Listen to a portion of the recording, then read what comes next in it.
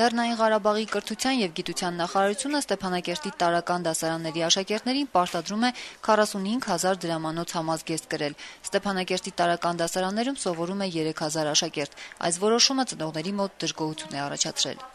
5-րդ դասարանը, 4-րդ դասարանը մեկն էլ առաջի է գնում։ Մենակ 50,000 պիտի տամ շորերին։ Ուտելը ես էլ վարձով եմ մնում։ Մի անգամ եկել են տենեմ որտեղ եմ մնում, ինչ ձևի եմ մնում։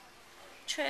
սաղս էլ բողոքելու եմ։ Ի վիճակի չեք, եւ շատ նման ծնողներ է, ինչքան ընկերություն շրջապատում եմ, գիտեմ որ ձևի է։ Իմ երեխուս սարոճկան կարող ես մեկին հագցնեմ, ոչ, գիտեմ, պատռած է, սովորական նորմալ սարոճկա, երկու կոստյում ունի երեխիս, կարի մեկին հագցեմ, նույն ձևի կուլտուրնի դպրոցական հագուստով ուղարկեմ։ Ստիպումը, ոչ մի ստիպողական բան չկա, կարող է երեխուց հացի փողը ես տամ շոր հագցնեմ, ոչ մի դեպքում։ Ուզում է կառավարություն չլինի, ինչ ուզում է լինի։ Եթե դա լինի 15,000-ի սահմանում, պատալոգ 20,000-ի սահմանում կառնի, բայց 45,000 երեք երեխամը շատ բարդ է։ Համազգեստը պարունակում է նաև սպորտային արտահագուստ։ 45,000 դրամ արժողությամբ համազգեստը վաճառվում է ընդամենը Ստեփանակերտի մի խանութում, որը պատկանում է հայտնի բիզնեսմեն նախկին փողվարչապետ Յուրի Ղազարյանի ընտանիքին։ Համազգեստ ներկրողների համար նախարարությունը մրցույթ չի հայտարարել։